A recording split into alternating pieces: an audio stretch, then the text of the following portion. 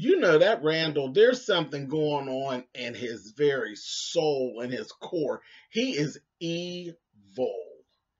Evil.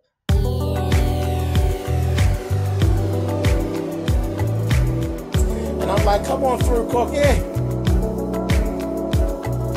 I want to put my soapbox. That's basically it.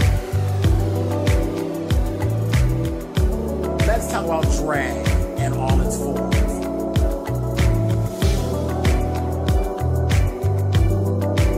What, Cookie?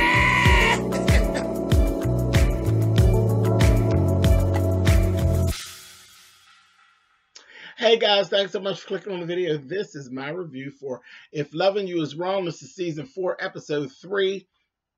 I am late, but you all know by this time that I was actually out of town, and I am back now, and I'm getting caught up. So thank you so much for your patience. I really appreciate it.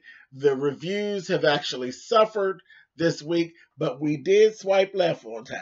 So that was the big job, but we got that done on time. But I really appreciate you all for being patient with me with the reviews. But anyway, let's get going because we're already behind. Randall got naked, baby, in front of the window. I said, what? And he's trying to literally seduce this woman, the neighbor, the new neighbor across the street. He got naked, and I don't like Randall, but baby, that Randall, from the neck down, he is something good, honey. I said, oh my. So he was wearing me out. I said, girl, child, if he don't put on some clothes, honey, I might have to think differently about Randall and his crazy ass and all his goddamn conflama that he has going on. But yeah, he was trying to seduce her. Then he turned around and was giving a little bit to Alex. I said, well, come on, naked. Turn around to her, looking out the window, and told her, you can't stand for me to be touching myself. I'm like, child, no, we can't. You need to cut it out. You need to cut it out. Cut out the bullshit. What is really going on? Anyway, so they had all that going on. Steven then actually met Esperanza down to the house. And you know they went through their back and forth playing games and all of that, which is starting to get on my nerves. So Tyler, we could move forward, boo. Because I'm about tired of that bullshit. So, they go in there, they get down. Sure enough, whenever he does find his way out, get ready to go home, he gets attacked by the 4 guys. They're Eddie's furious. He down at the bar, drinking just like he wasn't fighting earlier. He tells them, make it good. They tell him, we're going to mess up his pretty face, but I don't think they're just going to beat Steven's ass that easy. I really don't. But, whatever. So they attacked him, and that was like the very last scene. They attacked him, and they got to fighting. Whatever. Moving on. We see Marcy deliver Ian his keys, and I'm looking at, Ian is cute, but Ian's a loser. He's a loser, and we actually ran into that later on. She delivers him his keys, and he's still coming on to her, and she's like, well, I don't know, this, that, the other, and then she's spilling all her tea, telling him all the stuff about her husband, and all of what went on, and all of that. Whatever, Marcy. Because all you're going to do is go back. She wants Brad, flat out. She wants Brad. Girl, go have Brad, and let's keep it moving. It just is what it is. So in the midst of that, she goes about her business. While all this is going on, Lucian and Natalie's over there. He's teasing her about her lack of vulnerability. She's talking about Kelly and how Kelly is...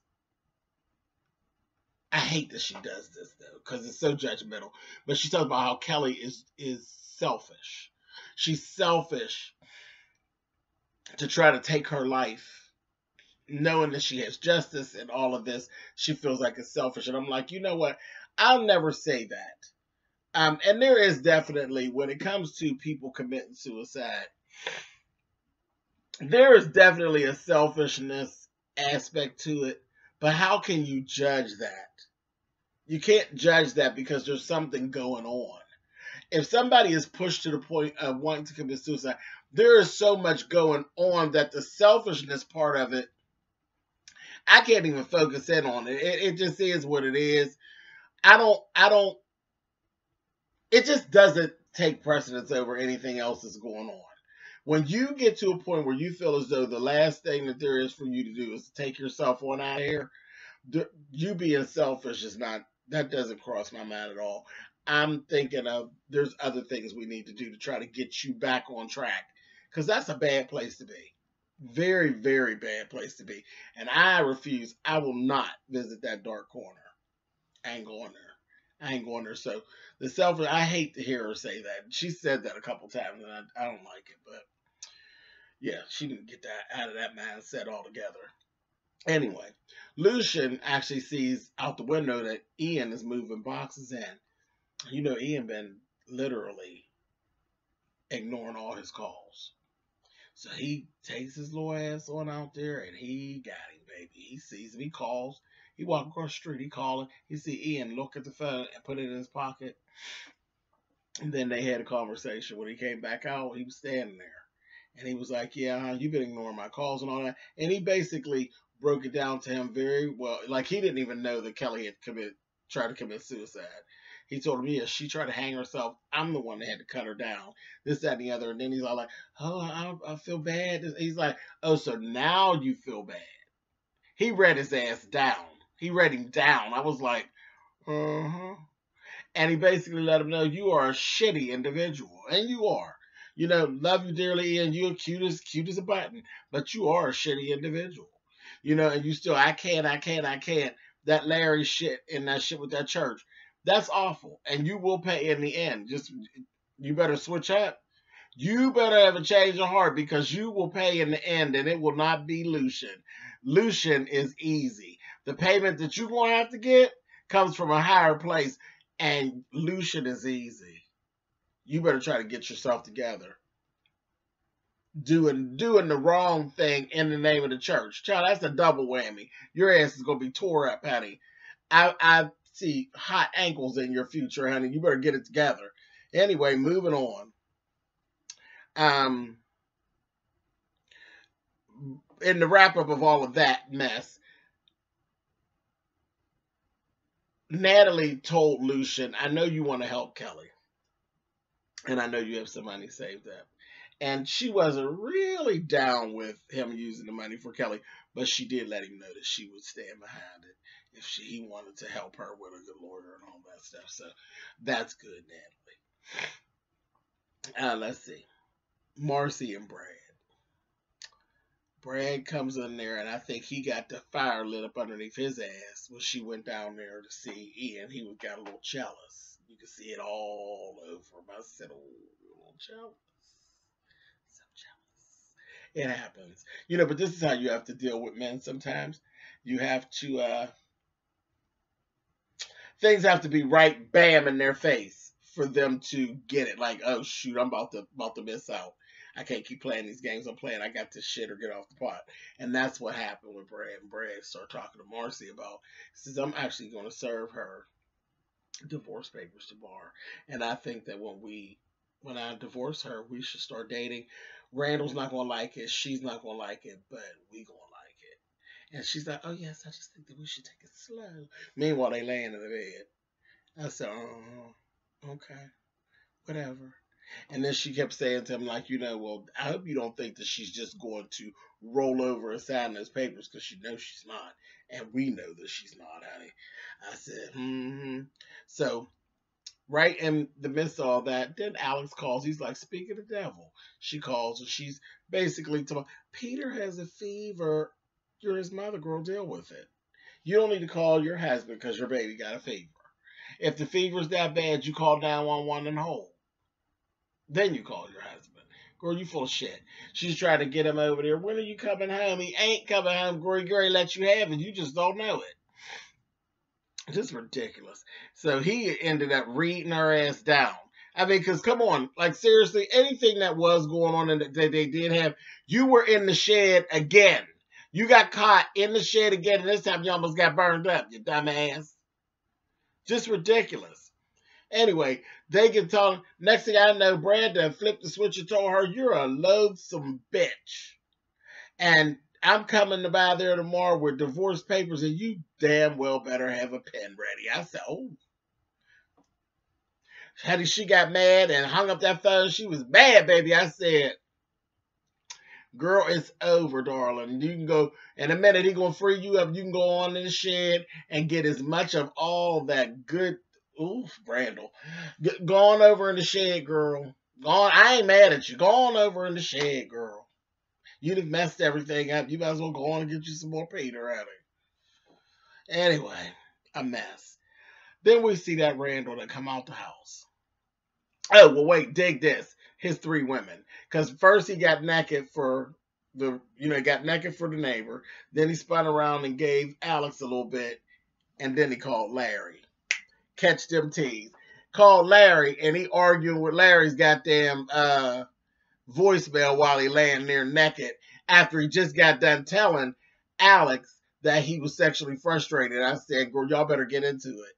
Y'all better get into it, honey. And this, for all of you who have those questions, this is how trade operates, honey. And you heard it from me. He called all three of his girlfriends, honey. Get into it. Tyler, you should spill all the tea. And that's how the tea, child. Randall's messy. Randall got a whole lot of confusion going on. He's a little bit of this and a little bit of that. And look,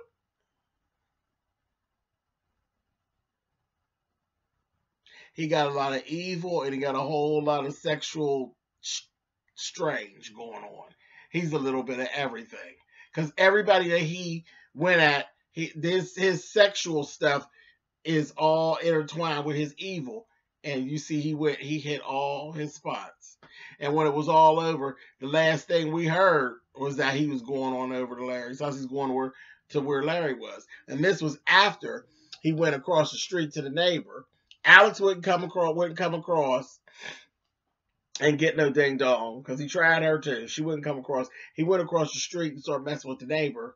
He got her in that doorway, baby, and he psychoanalyzed her down. I said, oh my gosh. And it was to a point where it was getting to be kind of like creepy. Like he was offensive and then creepy. And you already knew that she was interested because she was looking at him, honey, like, oh, look at all of that, honey. But then you got creepy. He probably could have got her, but he just got so creepy. Psychoanalyzed her, clocked her about her taking lithium. And she told me it was for the dog. Ain't no damn dog. Girl, get on out of here. Then he told her, you better have your man on lockdown because, there's whores around here. Talked about Esperanza and Natalie and Alex. I said, oh, no, he didn't. Then talked about Callie. He told her, the girl up the street, she murdered 2 people. And all that she said, you better lock your doors, your windows, and your husbands.